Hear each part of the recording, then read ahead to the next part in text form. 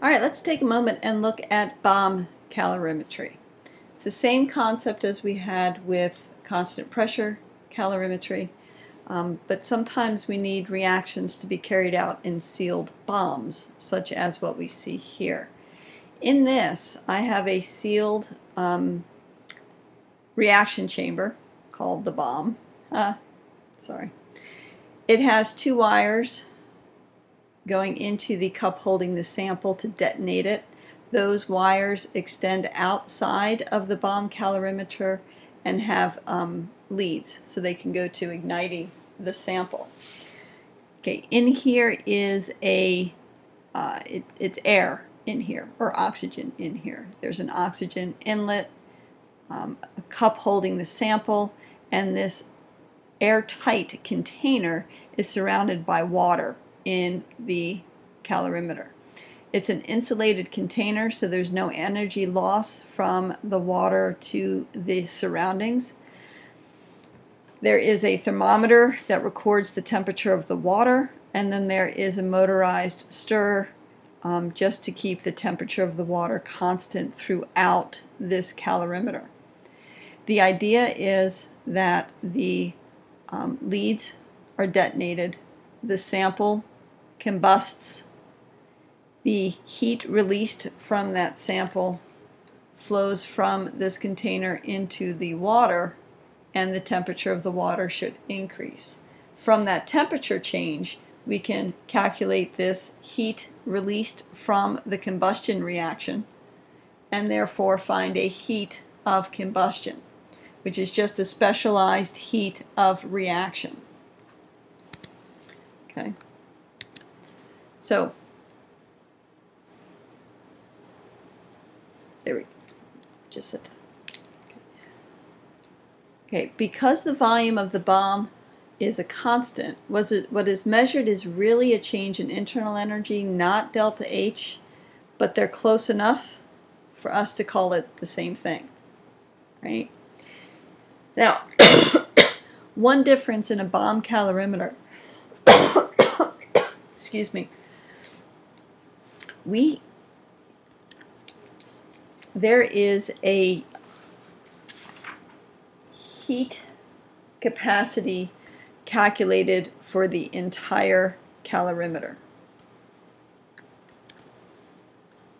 Okay, there's a heat capacity calculated for this entire calorimeter because we can't just look at the water temperature change, because that heat that's released from this reaction is also going to heat up the stir bar, it's going to heat up these electrodes, it's going to even heat this container that contains the sample. And so you can't just use this Q is equal to MC delta T and assume that your C, being the heat capacity of water, is close enough. What is done is you run a sample with a known heat of reaction in this cup, determine what the temperature change is. You know the mass of the sample, you know the temperature change, you know what the heat of reaction should be, or the Q. So then you calculate what the C, the heat capacity of this specific bomb calorimeter, is. And then you use that in subsequent calculations or experiments. So the difference in the information given when you look at a problem is you need to be given the heat capacity of the calorimeter.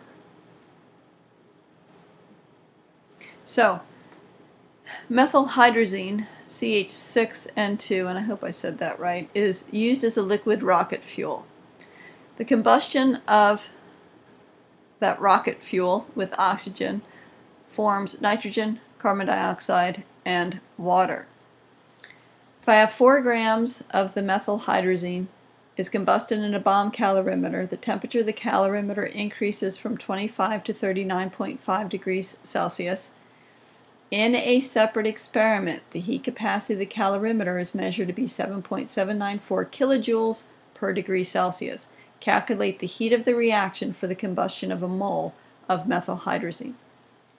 So I have the mass of the CH6N2 is equal to 4.00 grams.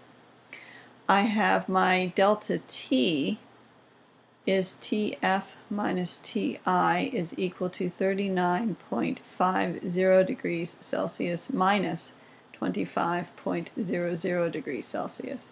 That gives me 14.50 degrees Celsius. The heat capacity of the bomb calorimeter is equal to 7.794 kilojoules per mole.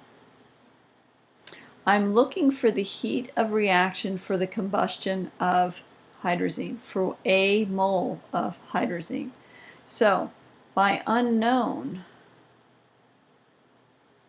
is delta H of reaction, and my units should be kilojoules per mole. I just want to, so those are my given. This is what I'm looking for, kilojoules per mole. So looking at the bomb calorimeter, Q is going to be equal to C of the bomb calorimeter times delta T. C, the bomb calorimeter is, I did the wrong units. Did you guys catch that? That's kilojoules per degree Celsius. So the C of the bomb calorimeter is 7.794 kilojoules per degree Celsius times my delta T, which is 14.50 degrees Celsius. Degrees Celsius cancels. I'm going to be left with kilojoules. So 7.794 times 14.5. This gives me 113.013 kilojoules. That does not give me the kilojoules per mole. Well, what released this heat? Oh, only 4 grams of that. So my delta H of reaction is really that 113.013 kilojoules in 4.00 grams of CH6N2 times grams in 1 mole of CH6N2. So C plus 6 H's plus 2 nitrogens, I get 46.09.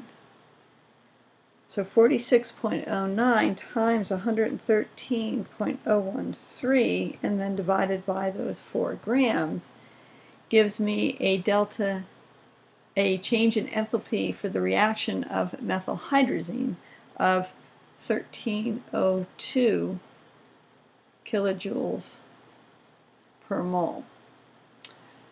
Given that's 3 sig figs, that's 4, I should report this number as 1.30 times 10 to the second kilojoules per mole.